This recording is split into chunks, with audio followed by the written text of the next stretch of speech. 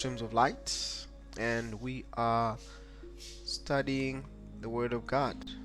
So we are looking at common questions regarding the God we worship. So we are on question number 15. So question number 15 is coming from Romans 8 verse 26 and 27, which reads, "Likewise the Spirit also helps our infirmities, for we know not what we should pray for as we ought, but the Spirit itself makes intercession for us with groanings which cannot be uttered." Verse 27, "And he that searcheth the hearts knoweth what is the mind of the Spirit, because he makes intercession for the saints according to the will of God." So there you have it. Many people, when they read this text, immediately they come to say, look, the Spirit is the one that helps make intercession for us. And the other point is, who has known the mind of the Spirit? Okay, so these 2 points are brought forward to say, look, if the Spirit is making intercession for us, who knows the mind of the Spirit? By default, this is a being on its own. So is this the case? Let's examine this chapter, and let us examine other verses in the same chapter and see the context. So let us start Romans 8 verse 9 and 10. It says, "But ye are not in the flesh, but in the Spirit, if so be that the Spirit of God dwell in you. Now if any man have not the Spirit of Christ, he is none of his." So notice, the Spirit of God is being used synonymously with the Spirit of Christ. So meaning it's one Spirit. Okay? So this one Spirit, when it dwells in us, we are part of Christ. But if we don't have the Spirit, then we are none of God's. Okay? Verse 10, it says, "And if Christ be in you, the body is dead because of sin, but the Spirit is life because of righteousness." Now notice here, it started with the Spirit of God dwelling in you, and then it says the Spirit of Christ. And we know that God anointed Jesus with the Spirit. That's Acts 2 verse 32 and 33. I've looked at it quite a bit. We have used that verse. So how is Christ in us? Verse 10, "If his Spirit is in us." So if his Spirit is in us, who is in us? It's Christ, right? That's what you call the comforter, another comforter, not another being. No, that's not the issue. So if Christ be in you, the body is dead, okay, because of sin, but the Spirit is life because of our righteousness. Remember, God so loved the world that he sent his Son, that whoever believes in him should have what? Everlasting life. So the Spirit is life. Whose Spirit gives life? It's the Spirit of Jesus. So if that's the case, then Christ is where? In you. So Christ in you is the Spirit of Christ. How is Christ in you? It's via his Spirit. Just as we looked at John John 14, it was the same thing. Jesus said, "Hey, look, I'm going to send another comforter." Then he said, "I am the truth." And then later said, "Hey, I am the Spirit of truth." You see, "I will not leave you comfortless. I will come to you." That's John 14. We looked at it. So this Romans 8 is just like a counterpart of John chapter 14. It's the same thing. So we know that the Spirit which is in us, it's the Spirit of Christ. And once we have this Spirit in us, we have Christ in us. So this is so clear. No one needs to miss this. Romans 8 verse 15 up to 16 says, "For we have not received the spirit of bondage again to fear, but ye have received the Spirit of adoption, whereby we cry, Abba, Father." Verse 16, "And the Spirit itself bears witness with our spirit that we are the children of God." So we'll look at another another lesson whereby we look at the personality of the Spirit. But the point is, the Spirit has a person's personality, right? I can be with you in spirit. It means I agree with you. Okay? So the Spirit itself bears witness with our spirit. So is our spirit a separate being? You find that no, that's not the case. Is the Spirit of God a separate being? No, that's not the case. But the Spirit itself, the Spirit of God and our spirit can bear witness. Are you following? Right? But these are not two. My spirit is not a separate entity from me. That just as God's spirit is not a separate entity from him, right? God's spirit is different. It is divine, and therefore it's so far greater than man's spirit. But the similarity is man's spirit is owned by man and it remains within him, while God's spirit is owned by God. He retains the ownership, and his spirit can be shared abroad. That's the difference. But here we find that the Spirit of God can witness with our spirit. So that what? We are the children of God. So this is another eye opener. So we're still studying this thing. Now let's look at this. Galatians 4 verse 4 and 6.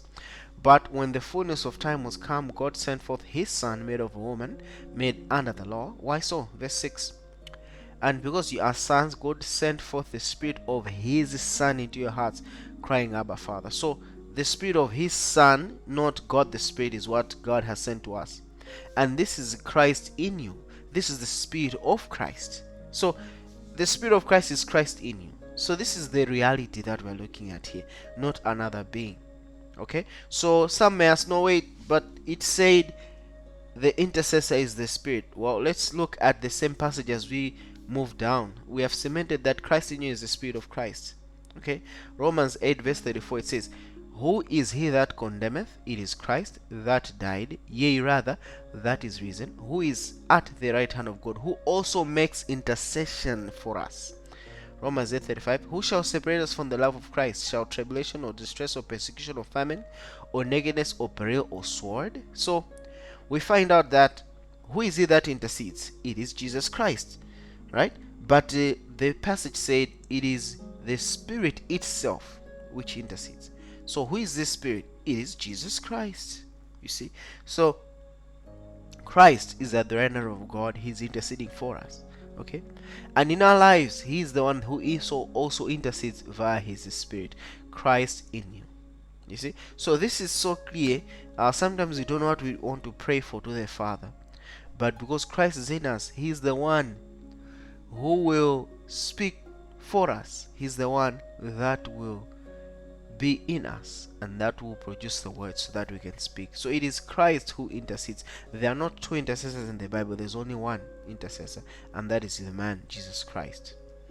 Let's just look at this. Are there two intercessors? 2 Corinthians 11 verse 2 says, for I am jealous over you with godly jealousy, for I have espoused you to one husband, that I may present you as a chaste virgin to Christ. Verse 3, but I fear lest by any means, as the serpent beguiled Eve through his subtlety, so your minds should be corrupted from the simplicity that is in Christ. For if he that cometh preaches another Jesus, whom ye have not preached, or if you receive another spirit which ye have not received, or another gospel which ye have not accepted, you might well bear with him. So this passage is very clear, saying, hey look, I have espoused you to one husband, that is Christ. There's only one intercessor. Okay, so who is this one intercessor? It is Jesus Christ. And you have received one spirit. Whose spirit is this? The spirit of Jesus Christ in you, right? And it's not another being who we receive the spirit of Jesus. It is he, Jesus, who intercedes for us. Better yet, who? Jesus, who was a human, who lived among us, faced all temptation, and yet was without sin. He overcame everything. Only he who understands us can plead for us. Only he who understands us can intercede for us via his spirit, right? So this text is so clear. But once we come off that platform and start speaking of another Jesus who is not the Son of God but God the Son, then we speak of another gospel who is another spirit, not the Spirit of God but God the Spirit, right? So it means we receive the life of another who was never victorious over sin, who never was human. So it is completely another gospel. The gospel is our life. Adam sinned, we lost eternal life, we lost the spirit, we lost connection with God. But Jesus came with righteousness. He lived that righteous life. Humanity was joined to God in his life. And guess what? God anointed him, and Jesus is able to pass this life on to us. What we needed was a life, right? Not someone that he did it, so now he sends God the Spirit to give us power to do and try to do what he did. That's now legalism. Jesus did it so that we could have this gift. So this is so clear. None have to miss it. It's Jesus who intercedes. He is the mediator. Only he is one who is ever human. Let's not get on to another gospel.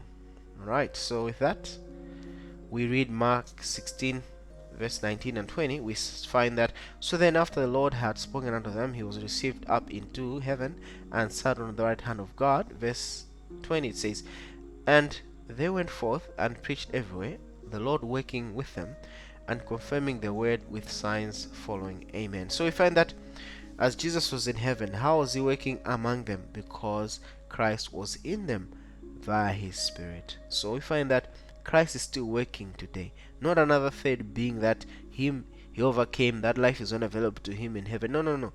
After that life was authored, he gives us that life. He comes to us as another comforter, and he's still working in us, right? So this is the reality that we see. With that, let us end our lesson. I invite you to subscribe to our YouTube page, to give this video a thumbs up so that YouTube can actually recommend our videos to others who are searching for similar videos on YouTube platform. May God guide you. May you continue being blessed. Amen.